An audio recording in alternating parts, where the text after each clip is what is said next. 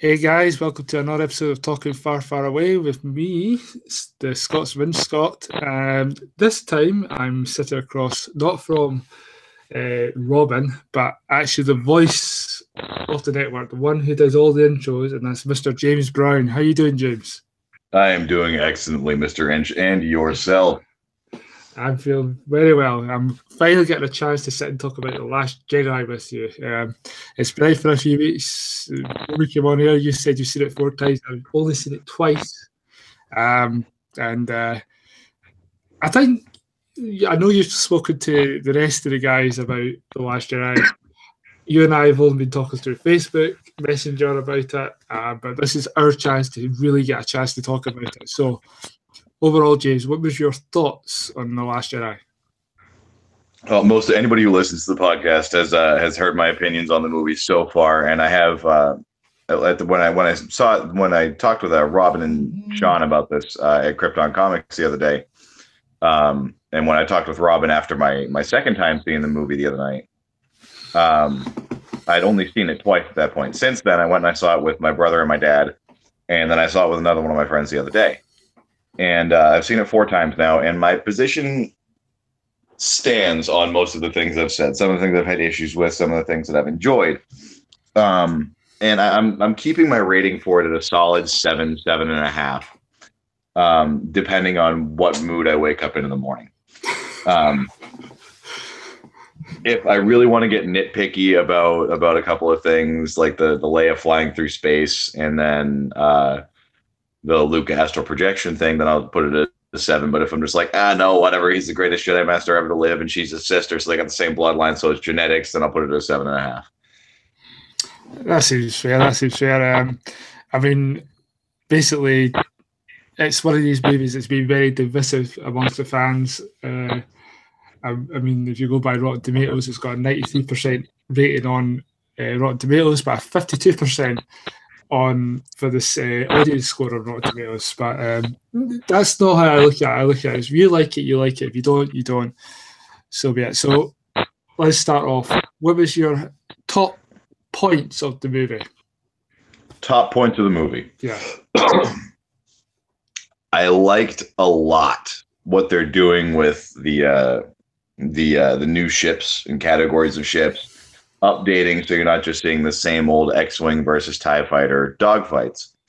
I like what they're doing with the technology. I like how they're updating it as the galaxy progresses. They're actually bringing new tech into it, miniaturized Death Star tech, all these things that the Empire ended up having that they never used, that the First Order is taking full advantage of. I like that. Their First Order are essentially very successful scavengers, and I'm enjoying that a lot.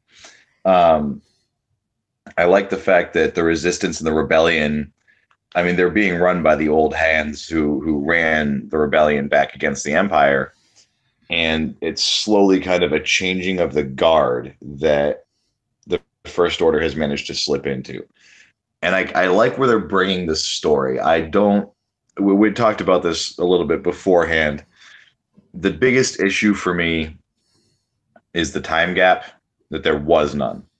But with what they did, their locations and scenery were fantastic, absolutely breathtaking. The interactions between Luke and Rey were wonderful. I thought that was one of the best dialogues and best character compatibility they had in the movie. And I like the fact that we're kind of seeing Kylo Ren come a little bit unhinged, like he's suddenly got all of this power and he has no idea what to do with it.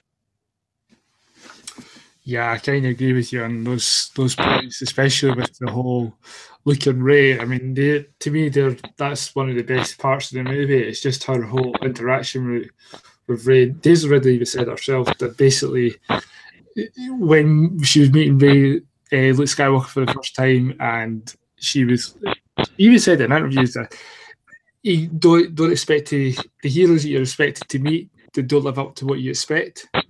Right. So she was, because she hears so much about Luke Skywalker, because he apparently was only a myth until Han Solo kind of confirmed that he wasn't a myth, etc., etc. And that first scene when she meets Luke Skywalker, he's looking at the lightsaber, he just throws it over his shoulder and walks away. it kind of shows that he doesn't want anything to do with what's going on. He just wants to be left alone. He even said in the movie he wants to die. He came there to die. But the amount of times she tried to convince him to come with them to help sort the First Order, and the amount of back and forth the two of them, they had great chemistry on screen. The two of them, Mark Hamill and Daisy Ridley. Just like the whole she goes into the Force tree, and looks at the text books, and then Luke comes in. That whole scene, no music. It was just a great scene because the two of them just had this dialogue. He's asking her why she's there, and she starts saying, "Oh, Leia's asking you." He's like, "Why are you here?" And she gives a reason. So that's some of the great scenes in that movie. Yeah, I completely agree. Another thing that I really liked is Kylo Ren is he's trying to be what Vader couldn't be. And I really like that a lot. Vader had this wonderful little narcissistic twist. Whenever anything had to happen, it's like, I will deal with these rebel scum myself. Go out, fly out in your TIE fighter, and then, essentially get blasted out of the air by Han Solo. I will go down to Endor and bring them up myself, bring them back up, and end up dying fighting your own son. I mean, Darth Vader was a narcissist through and through. When Luke steps out of the base on Crate and he's standing and he's facing down this entire, First Order strike force, Kylo Ren's not like, take me down so I can face him myself. This is beyond any of you. He's just like, holy crap. I've got 7, 8 ATM-6 walkers with gigantic turbo laser cannons on the back. I'm going to shoot him with everything and obliterate him so I don't have to deal with this hassle.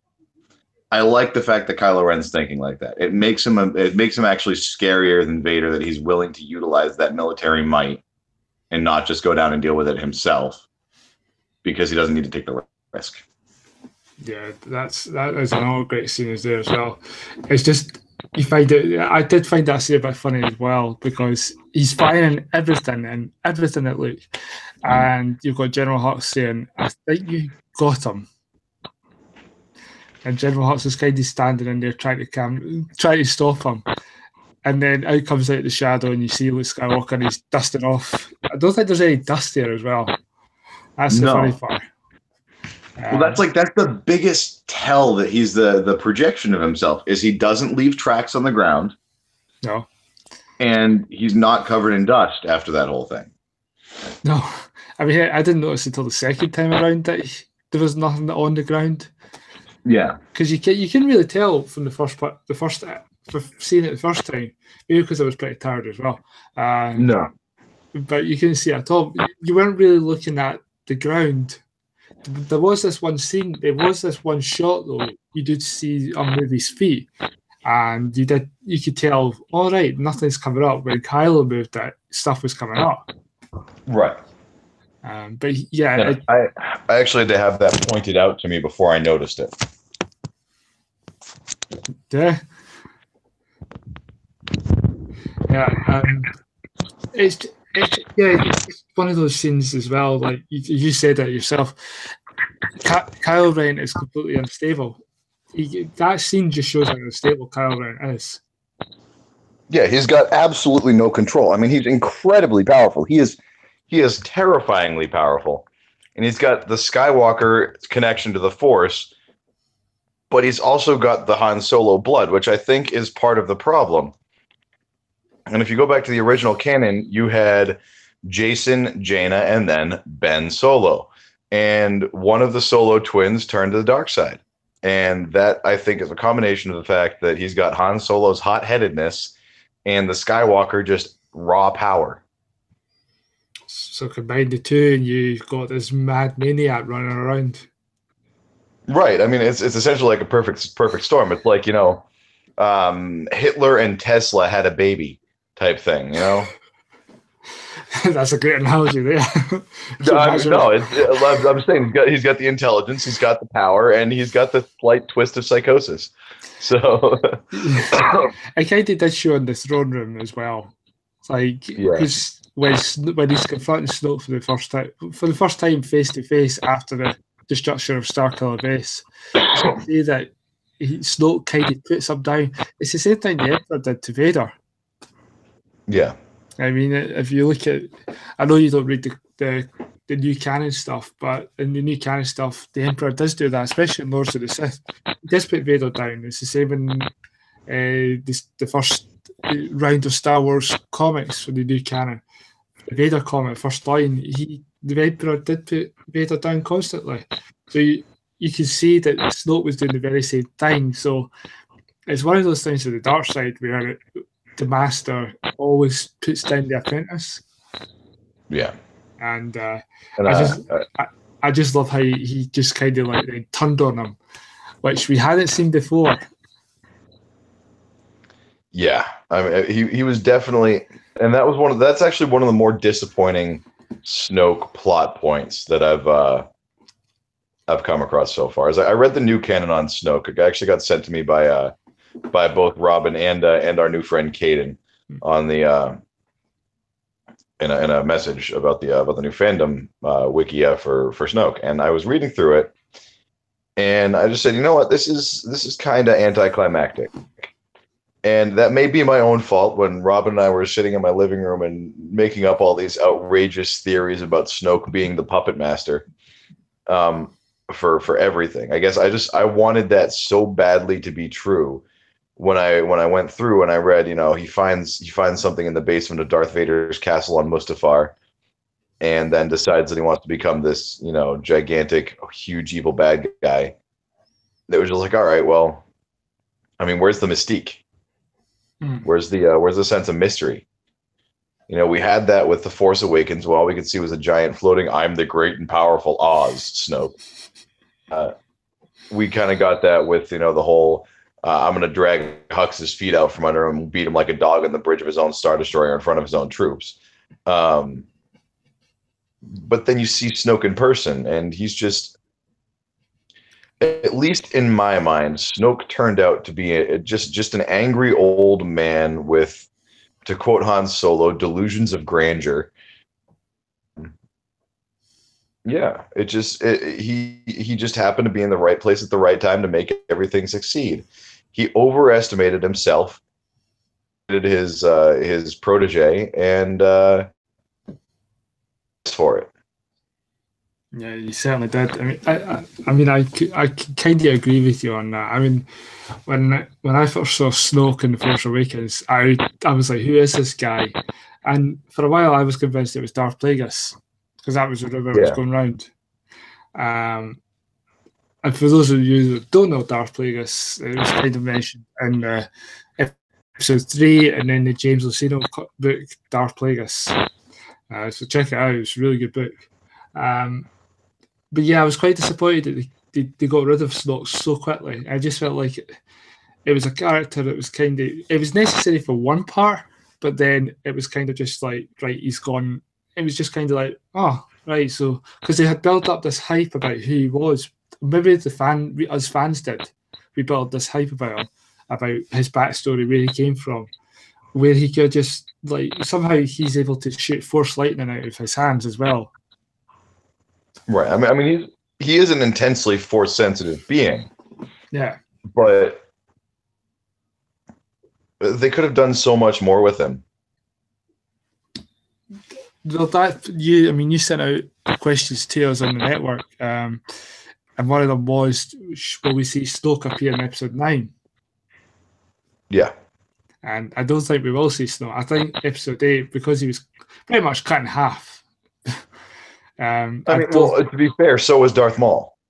So was Darth Maul, but that's a good point. But I pretty much think that when you see, the difference was you got Snoke's tongue stuck out, had his eyes open. Darth Maul would just kind of twirl down. Darth Maul was looking up, breaking the third wall, and staring right at the camera when he was falling.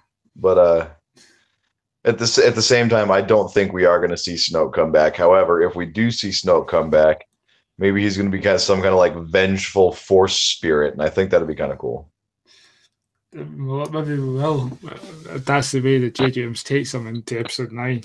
Um, I hope you're right, though. I would like to see him come back to be a vengeful Force Ghost who's kind of still picking at Kylo Ren throughout episode 9. Yeah, he's gonna be a polter Sith. A Potter Sith. There we go. A new name for a dark Force Ghost of a Sith, a Potter Sith. So He sits in Kylo Ren's bedchamber and rattles his unwieldy lightsaber every so often, and I can see that now. Although he did look a bit. he's just looking over his shoulder and going, "Woo!" I'd be saying Andy knew who Hefner. There we go. There we Right. Well, he did, Snoke and Hugh Hefner are probably having a glass of brandy somewhere. in the dark, in the force, in the afterlife somewhere, going, ha ha, let's go and haunt someone.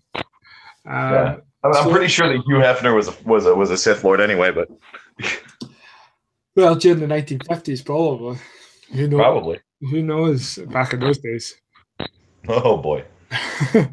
So we've covered like some of the main points of what you quite liked. What scene like really got to you? Like, what was the one that got you gasping in the cinema? The one thing that really got to me, that like, even got to me, made me angry, or got to me, just like hit me right where it counts. Hit where it really counts. Obviously, you might have someone in the cinema who probably ate a bag of Cheeritos or something.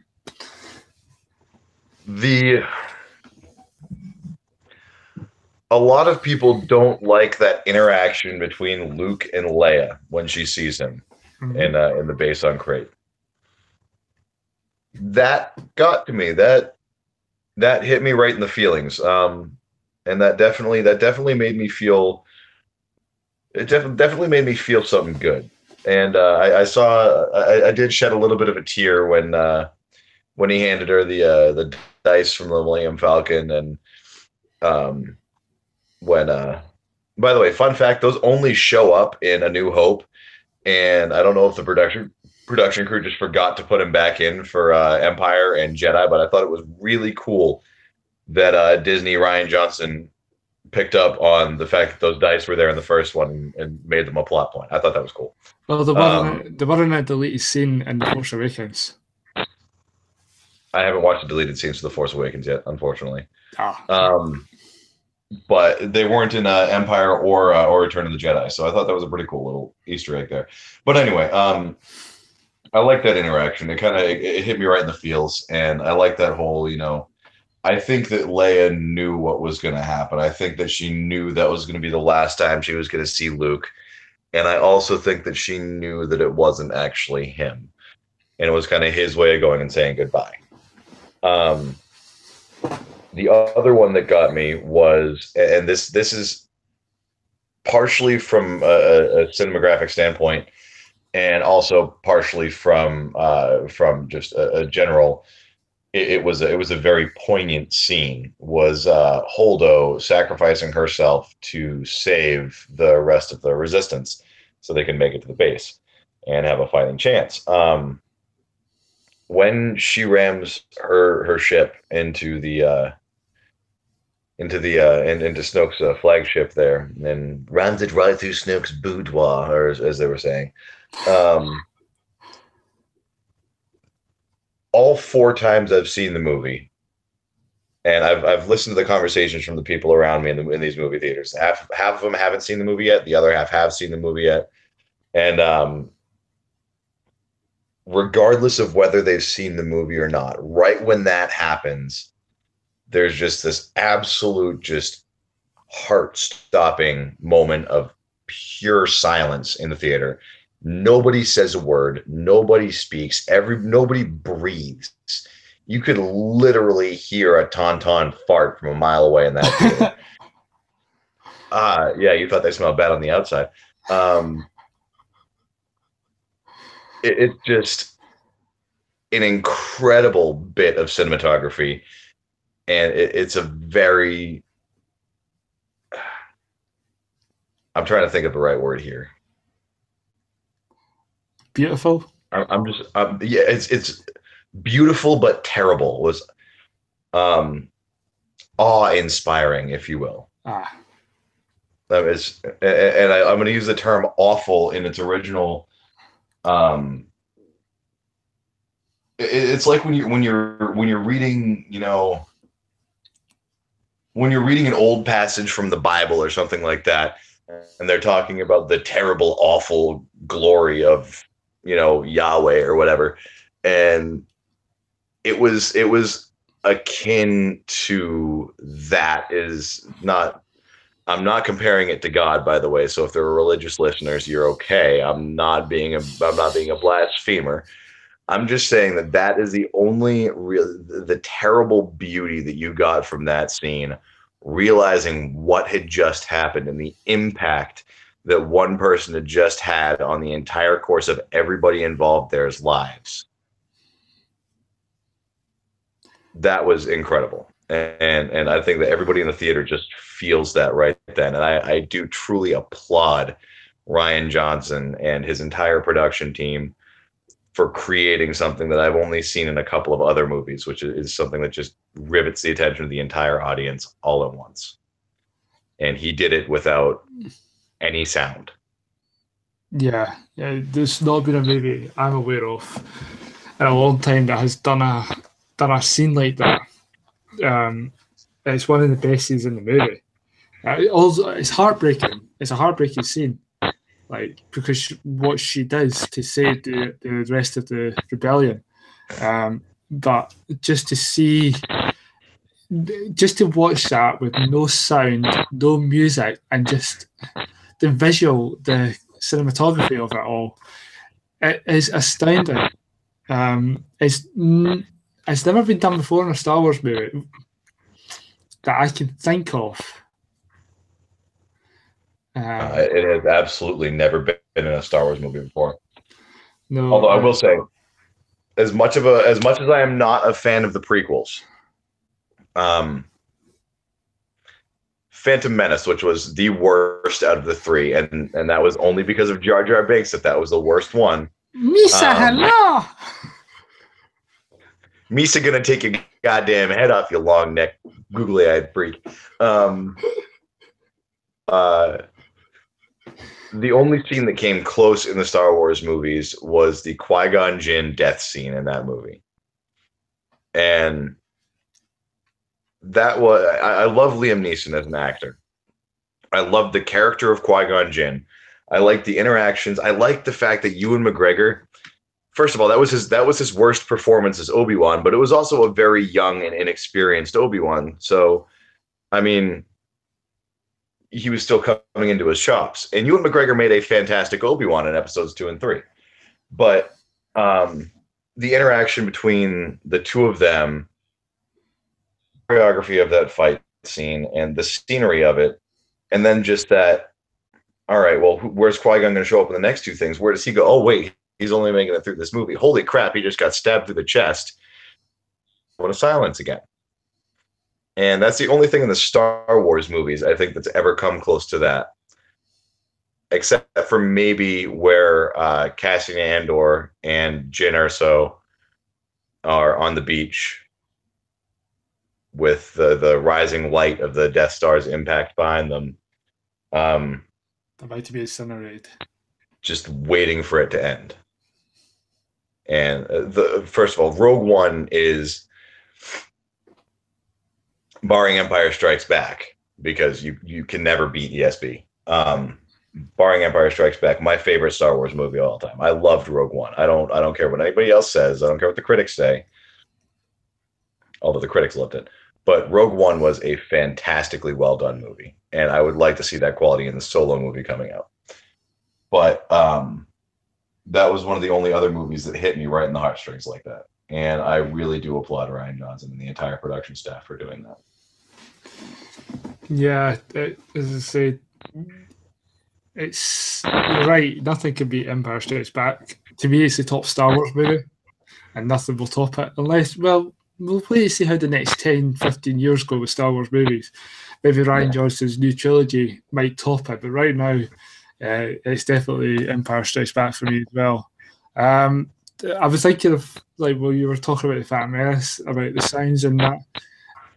The one where like they've had no sound and it's just the explosion is.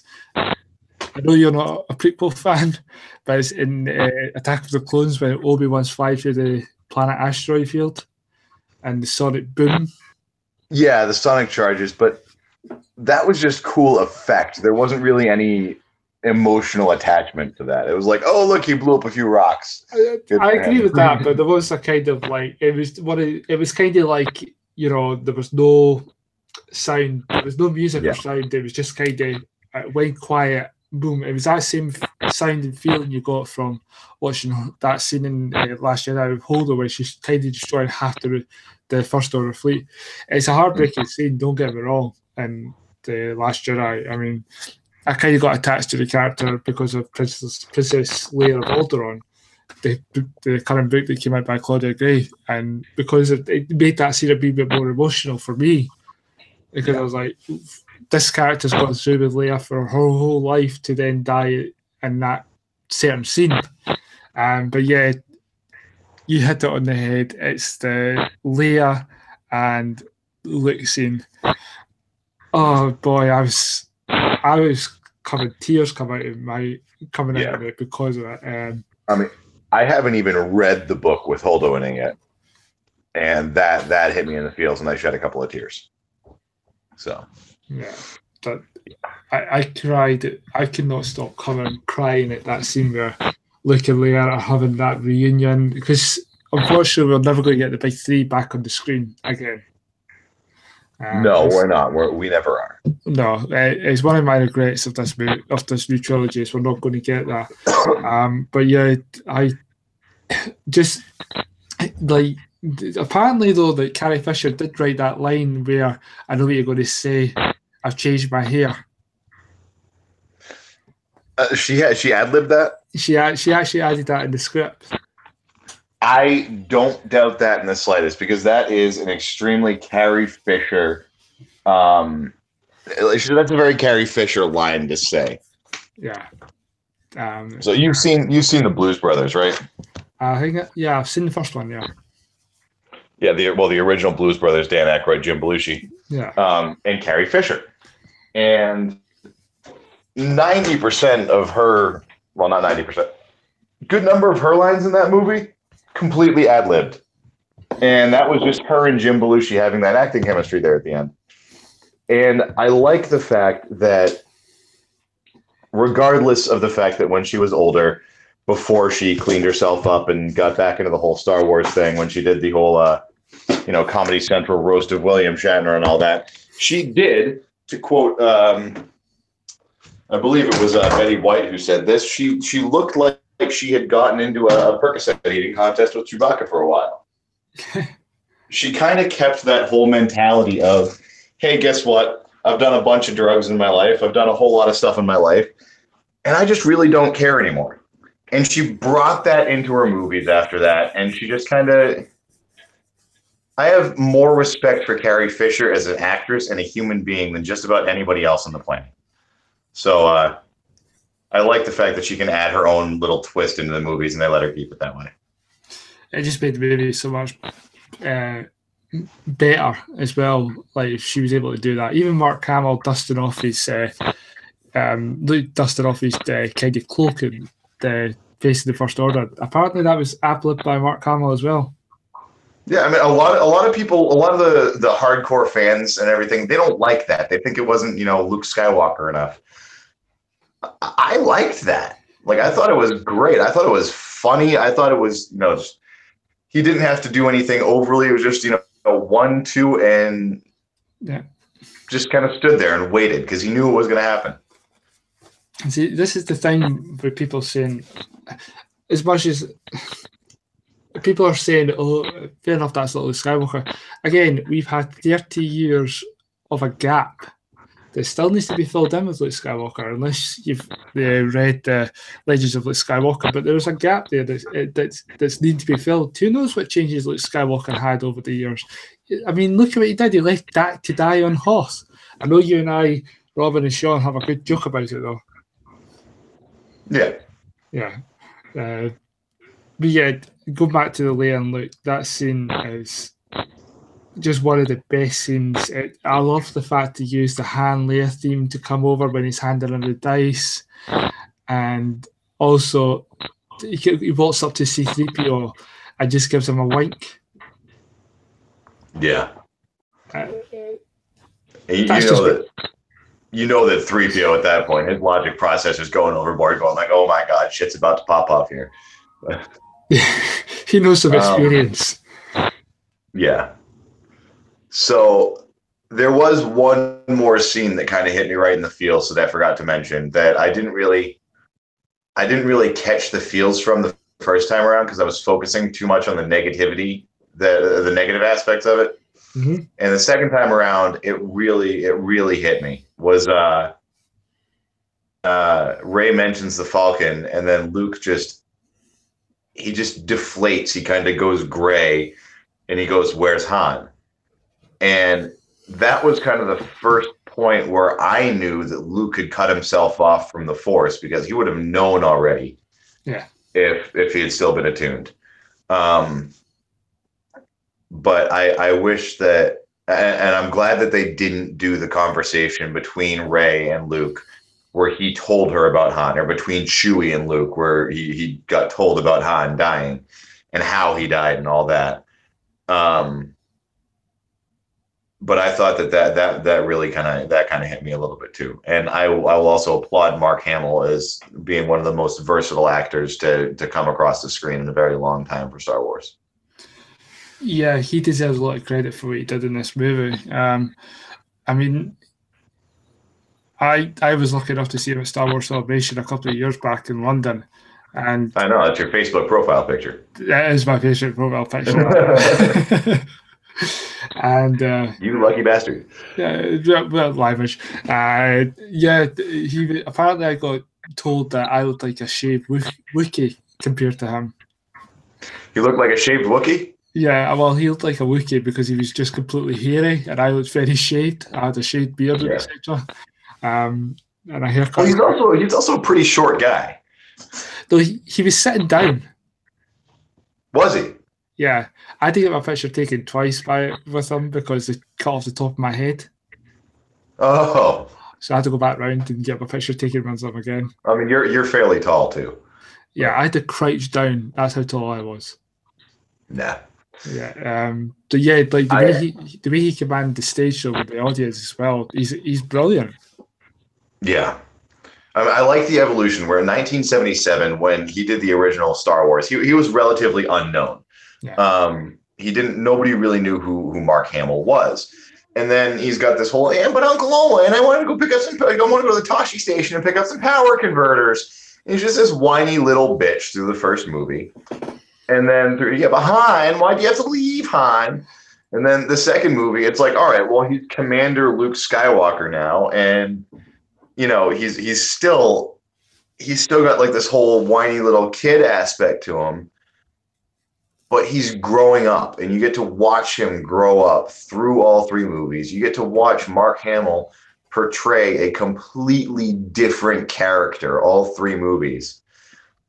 And then for him to come back in Last Jedi and portray a fourth iteration of Luke, a very tortured, a very divided, a very unsure, and a very defeated Luke Skywalker, going from this hopeful, wide-eyed teenager at the beginning of A New Hope and going to this tired old man at the beginning of A Last Jedi, and then at the end of The Last Jedi being this, he's still the tired old man, but he's done the same thing that Obi-Wan did before him, that Yoda did before him, as he's facing his end with dignity, with grace, and with every ounce of strength and resolve that he musters back. And Mark Hamill portrays that flawlessly. Yeah, he certainly did. That whole end though, when it came to his final scene, You just saw it there. He was at peace, and Utterly spent. yes, Yeah. yeah. He So he just projected himself across an entire galaxy. So yeah, he pretty much gave his life for the so that others could escape and fight on, right. like Obi-Wan. Yeah, he did. He made the ultimate sacrifice. He's going to come back as a Force ghost No, because the last thing that he did before he died was he found peace. yeah, And and I think that's what the twin suns that we saw there, which we talked about this before. Yeah, you would love to see that as a poster. So would I. But I would have to I have that think wall. that seeing the twin suns there at the end, that symbolized him finally coming full circle and finally coming to peace, coming to a peaceful inner peace with both himself as an old man and also finding peace with the young man who left Tatooine, 36 years before that. That's it. And I agree with you. He will be back as a Force ghost. I got to tell you though, those Lars family barbecues, those things got to get crazy. That's dark sense of humor there. So we've covered the basics of what we liked. What were the things in this movie that you didn't like? What parts of the movie didn't quite work, didn't quite hit you? Canto Bite, all of it. See, me and Brian are on a complete disagreement with that because when I spoke to him after I saw the movie, I said it was a waste of time, that part, and he said he quite enjoyed it. I enjoyed that it existed. I didn't think they needed to spend that much time doing like the whole 1950s Dean Martin Vegas montage to, show you what was going on there. I mean, they could have done the exact same thing with much less expenditure and much less diddling around, if you will. I didn't think it was entirely necessary. No. I would, now that since we read in the lore that's come out now that Coruscant had a civil war after the fall of the Empire. Yeah. So Coruscant, obviously, you can't have all the wealthy people who are selling arms to both sides go there.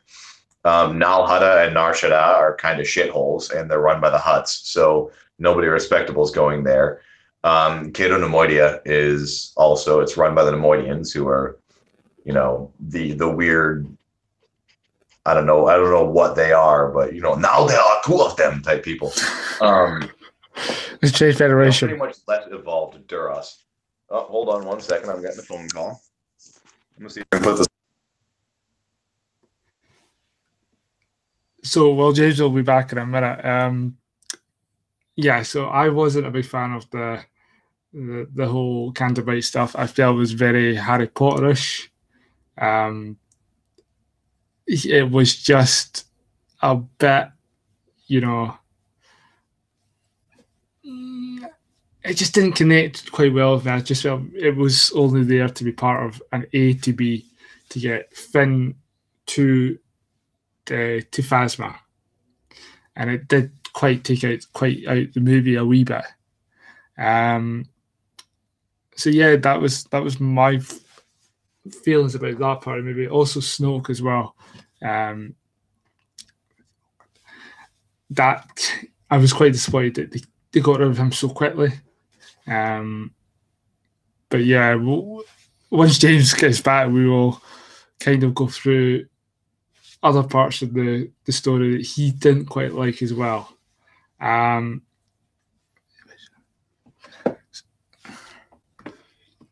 So yeah, what we'll do is we'll end it there now until we get back with James. So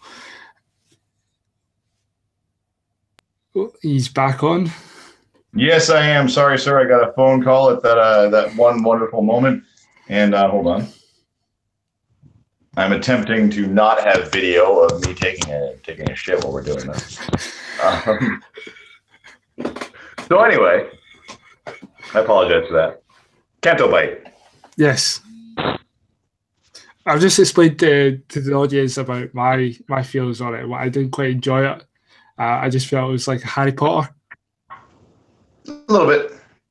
It just wasn't, you know, um, up there with like certain other parts of the Star Wars, like the cantina on a new Hope, or the Maz Kanata. That again, there was no point of her being in this part of the Jabba's movie. Palace, Return of the Jedi. Or Yeah, actually, more specifically, Jabba's sail barge. yeah, Like, I mean, it's not on the same level. no, no, it's not. But you also the one thing that I will agree with Brian on this with, and Brian, yes, I know we don't agree very often. The we really haven't seen a place like that designed for people of that wealth, of that stature yet in the Star Wars universe. Everywhere else we've seen was kind of like the Mos Eisley Cantina, like that. But and that's all kind of like the lower to middle class, blue collar, working class Star Wars denizens. And this is the first time that we've seen a true upper class, wealthy society that also has that kind of criminal gambling undertone. And I think they did a decent job of portraying that, but I do think they overdid it, which is where I'm agreeing with you on. So they didn't really need that little Gringotts goblin guy running around collecting chips and, you know, giggling maniacally to himself while drunk and placing coins into BB-8. I mean, that was unnecessary. That was just comic relief for the sake of comic relief. And I don't like when they do that with Star Wars, because when you do that with Star Wars, you end up with something atrocious like Jar Jar Binks. Yeah, I can agree with you on that. It did take you out the movie. It was like, really, we're going with this. Okay, right. It does disconnect you a wee bit. I was saying when you were offline as well. That I just felt Canto Bite was a plot point to get Finn from the rebellion back to the First Order to confront Phasma. I just felt that's what that whole storyline was about. Kind of was, yeah. And I mean, I didn't like how they had, Phasma come in, la-di-da-di-da, execute them. Oh, holy crap, explosion. Oh my God, slightly exaggerated martial arts scene, fall into a pit of fire, exit stage left. Not really a big fan of how that played out. I think that they could have written that a lot better. Yeah, I've heard a lot of complaints about that scene being that it was killed. I don't want to say she was killed off because she could have survived. I have a theory as to why everything turned out this way and why it wasn't as good a movie as it should have been while still being a good movie. Well, do you think I think they were rushed. Yeah. Do you think Ryan Johnston was maybe asked to get rid of some characters that just didn't quite work in The Force Awakens? It was then suggested, well, if they're not working and you can't make them work in this movie, maybe write them out? Could have been, but I think they were also rushed, like very rushed. They had a 2-year period with which to film a movie that had absolutely gigantic expectations of it. Yeah. And it did manage to fall short of those expectations, because I don't think that they worked to their full potential. And I think if they had been given maybe another year, it would have been everything that we'd hoped from it. I just kind of could disagree with you on that, because we all look to the Marvel formula, and Marvel could do their movies in 2 years. So like you had Captain America, The Winter Soldier, and 2 years later just Civil War. I think they can work. I mean, they can, but I'm going to refer to Game of Thrones on this one, where yes, it is an entire TV series, but you're waiting for 2 or 3, 4 years between seasons, and people will sit there and wait with bated breath because they know it is worth the wait. And I feel like they could have done that with this movie. Back like the old days when you got a 3 year gap between movies, so like the original and the prequel trilogy, there was a 3 year gap. Right. So, was there anything else in this movie that just didn't quite connect with you, or you just thought that wasn't needed? I mean, there were a few things. A few things are just nitpicky things. I'm just going to kind of gloss over those and not worry about it too much. Leia's little force spacewalk bothered me. You mean the Mary Poppins scene? Right. Yeah, a spoonful of sugar helps the Death Star go boom. Just that bothered me a little bit.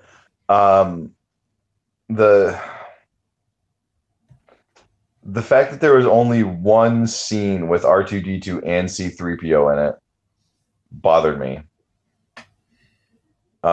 I've come to kind of rely on that as if a Star Wars movie is getting a little bit campy for me, as soon as I see the two of them together, I'm like grounded in reality. It's like a bad acid trip, and that's my focal point. But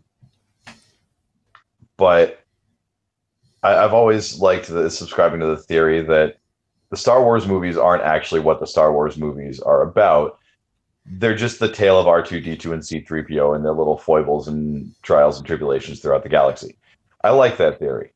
It makes me happy. So I was kind of upset I didn't get to see more of them together in the movie. The Maz Kanata scene, they could have done the entire doing that. It wasn't. It was like Indiana Jones and Raiders of the Lost Ark. Whether or not he's there, there's the same exact outcome. It's just, they could have done so much more with so much less with that scene. And then it brought in. You said you didn't particularly like DJ. I like DJ, but he was an extraneous plot point in this movie unless they bring him back. So, yeah, Maz wasn't necessary. No, Maz could have been left out of this movie. I just felt that it was something that was just, again, it was just a plot point. Fair enough, she was a kind of plot point in The Force Awakens, but she was an important plot point in The Force Awakens. This one, she just wasn't. Plot wise, she was like the focal point of the plot in Force Awakens. Like she was a huge part of that movie. She wasn't necessary in this one. No, she was just like one scene and that's it.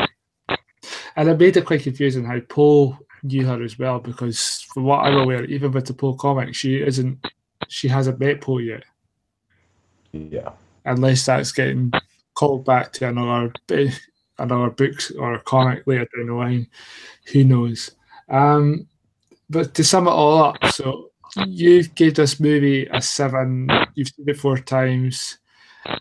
Moving forward, where do you expect episode 9 to take us?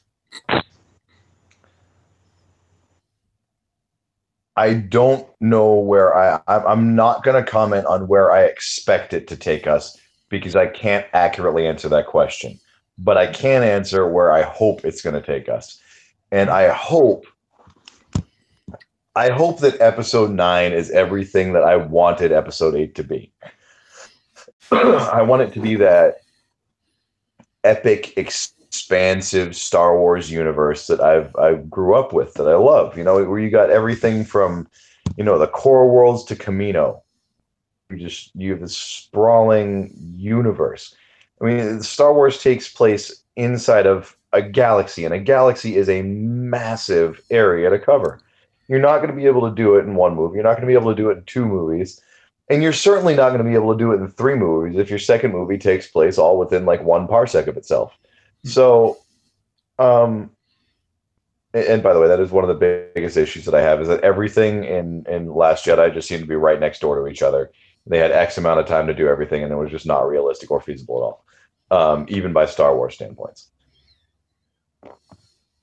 I would really like to see episode 9 take us a little bit further in the future, like maybe a 5-6 year gap in between Last Jedi and whatever they're going to call episode 9. And I'd really like to see more development of the Resistance's plans to kind of get out from underneath the First Order. I'd like to see Kylo Ren kind of come into his own as this evil despot, and I'd really like to see Rey get some actual training, so she's not just flailing around mindlessly with a lightsaber. We can cut this back in to the part where I had an issue with.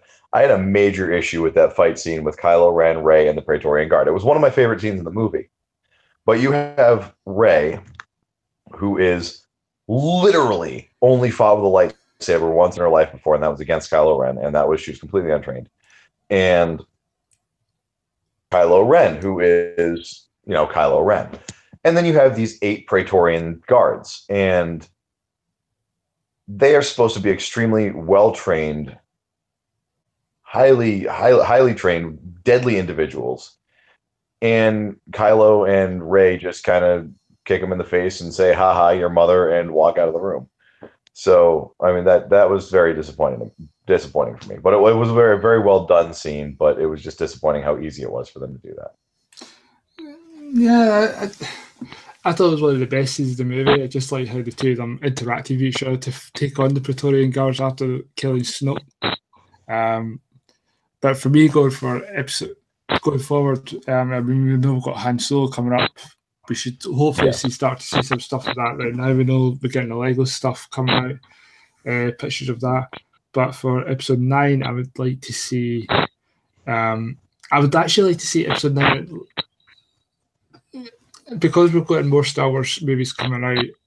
I would like in the next 10 years. I would like them to do episode 9, leave it on a cliffhanger where the First Order is actually reigning supreme, and then we come back in about 5-10 years time and we have episode 11, 12 and 13 where it's Rey, Poe and Finn, older and wiser, able to take on First Order and bring them down. I ain't waiting 5 years in between a Star Wars movie again, bud. but I know, but like the actors, well, I mean, they can fill the gaps with other things. Yeah, that's what I mean. Like, there's all the talk about the Obi-Wan movie. There's talk of the new trilogy from Rian Johnston. I mean, I had a funny feeling after we'd done the sequel trilogy that we would get some kind of new movies to take the place. And I've got this feeling now we'll get the standalone movies, a trilogy movie or something, a standalone movie, and then we'll get go back to the saga movies. And the saga movies you can do with like Rey, Finn, and Poe, and you can have like them, like your First Order's gone on so long and has conquered the galaxy that the rebellion has grown within 10 years, a big gap between 10 and 11, 9 and 10, and just start off there. It would let these characters grow as well. I would also really like to see them do some Old Republic stuff as well. Yeah.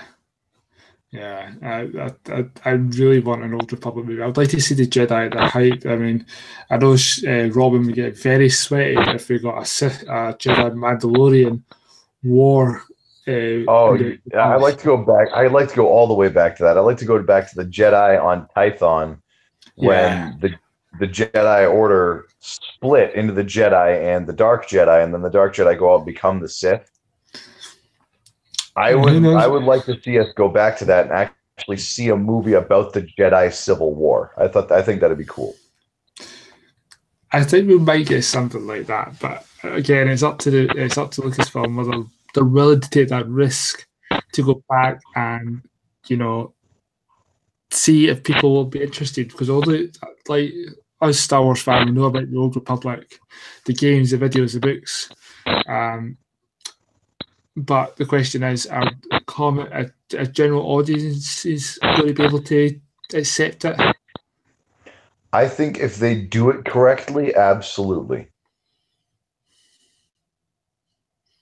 Possibly. I mean, I would If love they them. do it correctly. Yeah, They can't I, they can't treat it like a regular Star Wars movie if they do it.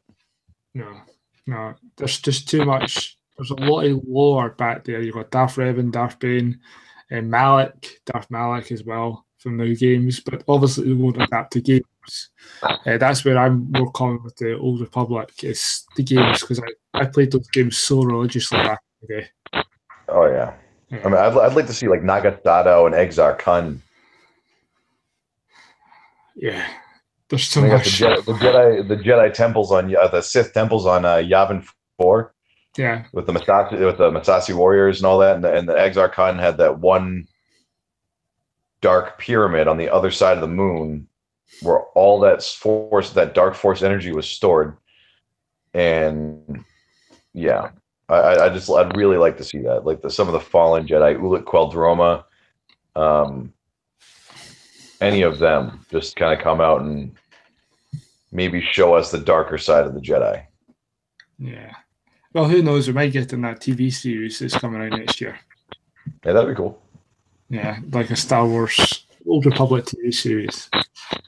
Right. So I That think that that. would actually be really cool. Yeah. Game of Maybe. Empire. Yeah. There we go.